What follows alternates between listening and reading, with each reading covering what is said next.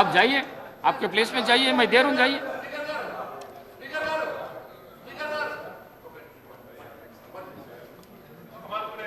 मैं आपको दिए तो आप बैठ गए।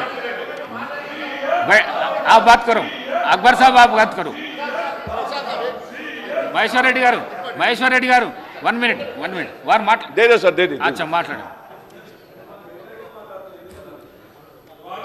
ధన్యవాదాలు స్పీకర్ గారు.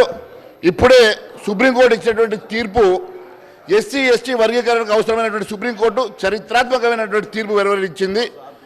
నాటి 5 సభ్యుల ధర్మాసన తీర్పును కొట్టేస్తూ 7 ధర్మాసన సభ్యులతో కూడినటువంటి తీర్పు 6 సభ్యులు సపోర్ట్ చేస్తూ ఈరోజు ఈ వర్గీకరణను మరి ఆమోదించడం చాలా సంతోషం. నరేంద్ర మోడీ గారు 70 సంవత్సరాలుగా ఎవరు చేయనటువంటి సాహసం నరేంద్ర మోడీ గారు పాటించారు. వారికి అండగా నిలబడ్డారు.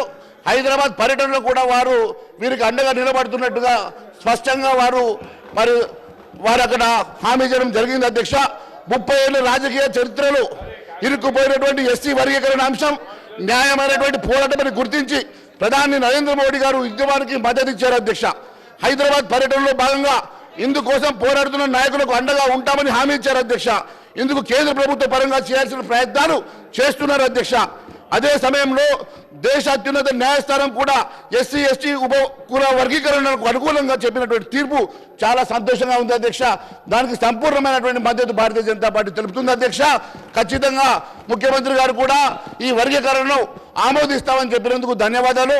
మేము ఖచ్చితంగా ఇది ఆమోదించి మరి మీరు కూడా ఖచ్చితంగా జీవో ప్రకారము మరి ప్రతి రిక్రూట్మెంట్లో కూడా ఈ వర్గీకరణ ఆమోదించాల్సిందిగా కోరుతా ఉన్నాం. అధ్యక్ష, మరి ఎన్నో సంవత్సరాలుగా వారి కళ ఈరోజు నెరవేరినందుకు సంతోషంగా ఉంది. అధ్యక్ష, ధన్యవాదాలు.